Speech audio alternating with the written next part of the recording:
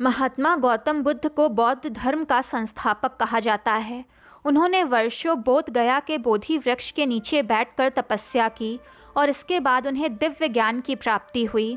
गौतम बुद्ध ने अपने विचारों और उपदेशों से पूरे संसार को शांति और अहिंसा का मार्ग दिखाया। इसलिए कहा जाता है कि बुद्ध के विचार आपका जीवन बदल सकते हैं।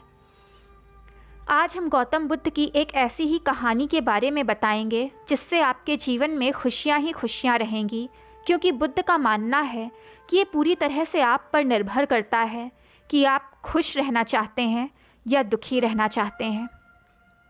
एक बार बुद्ध एक गांव से गुजर रहे थे, मगर उस गांव में लोगों के बीच गौतम बुद्ध को लेकर गलत धारणाएं थीं, जिस कारण वो बुद्ध को अपना शत्रु मानते थे।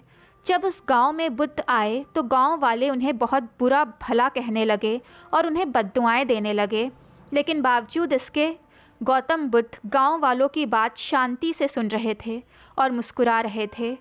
गांव वालों ने देखा कि उनकी बातों का बुद्ध पर कोई असर नहीं हो रहा है और वे विनम्रता से उनकी बातें सुन रहे हैं। गांव वाले जब बोलते बोलते थक गए तो अंत में बुद्ध ने कहा कि यदि आप सभी की बातें समाप्त हो गई हों तो अब मैं प्रस्थान करूं। बुद्ध की बात सुनकर गांव वाले चकित रह गए, लेकिन उस भीड़ में एक व्यक्ति ने बुद्ध से कहा कि हमने तुम्हारी कोई प्रशंसा नहीं की है, हम तो तुम्हें बद्दुआएं दे रहे हैं, क्या तुम्हें इस बात से कोई फ़र्क नहीं पड़ता? बुद्ध मुस्कुराते हुए बोले, जाओ, मैं आपकी गालियाँ या बद्दुआओं को लेता ही नहीं। आपके द्वारा दी गई गालियों से भला मेरा क्या होगा? जब तक मैं आपकी गालियों को स्वीकार ही नहीं करता, इसका कोई परिणाम ही नहीं निकलेगा। जानते हैं, कुछ दिन पहले एक व्यक्ति ने मुझे बहुत सारे उपहार दिए, लेकिन मैंने उसे लेने से मना कर दिया।